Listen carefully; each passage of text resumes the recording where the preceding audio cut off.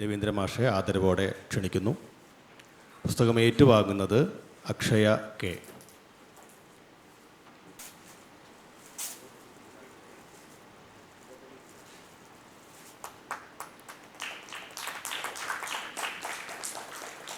സംസാരിക്കുന്ന GB വർഗം. നെയ്തൽ പതിപ്പകമാണ് ഈ പുസ്തകം പ്രസാധനം ചെയ്തിട്ടുള്ളത്.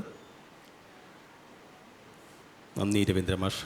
രണ്ടു വാക്ക് സംസാരിക്കാനായി മാഷിനെ ക്ഷണിക്കുന്നു. വേദിയിലിരിക്കുന്ന വിശിഷ്ട വ്യക്തികളെ,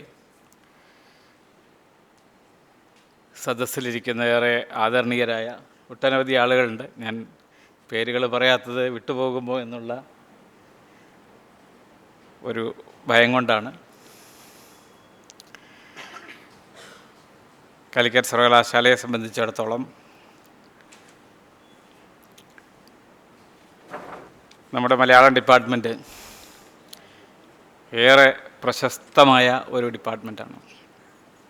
അഴീക്കോട് മാഷ് തൊട്ട് ഇവിടെ ഇരിക്കുന്ന ഒരുപാടൊട്ടേറെ പ്രതിഭകളെ സമ്മാനിച്ച ഒരു വലിയ പാരമ്പര്യം കാലിക്കറ്റ് സർവകലാശാലയിലെ മലയാള വകുപ്പിനുണ്ട്.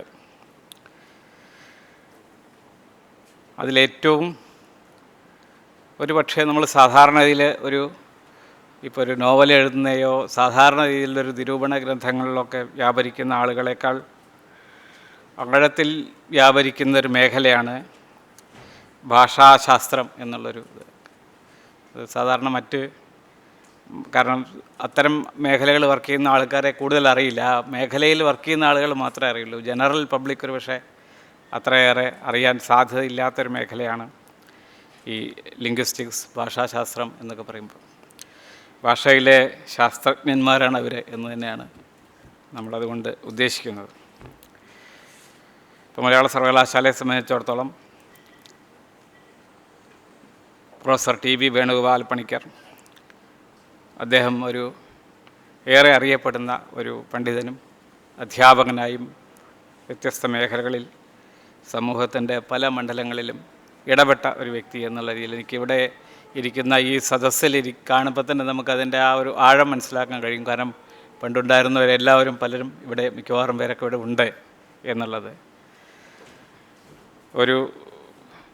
അദ്ദേഹത്തിനെ കുറിച്ചൊരു പ്രസംഗിക്കാനെന്നുള്ള ഒരു പാണ്ഡിത്യം എനിക്കില്ല. കാരണം ഞാൻ അദ്ദേഹത്തെക്കുറിച്ച് അങ്ങനെ വിശദമായിട്ട് അദ്ദേഹത്തിൻ്റെ ഭാഷാശാസ്ത്ര പഠനത്തെക്കുറിച്ചൊന്നും ആധികാരികമായി പറയാനുള്ള ഒരു മേഖലയിൽ വർക്ക് ചെയ്യുന്ന ഒരാളല്ല ഞാൻ.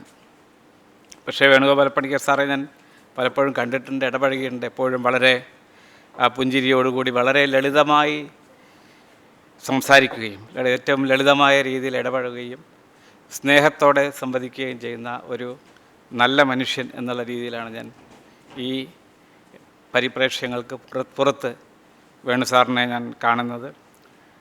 അദ്ദേഹത്തിൻ്റെ ഈ യാത്രയപ്പല്ല, ഈ ഓർമ്മ അനുസ്മരണ വേളയുടെ ഭാഗമായിട്ട് ഈ പുസ്തകം പ്രകാശനം ചെയ്യുവാൻ എന്നെ ക്ഷണിച്ച ഇതിൻ്റെ മലയാളം ഡിപ്പാർട്ട്മെൻറ്റിലെ ഭാരവാഹികളോട് ഞാൻ ഏറെ കൃതജ്ഞത രേഖപ്പെടുത്തുന്നു.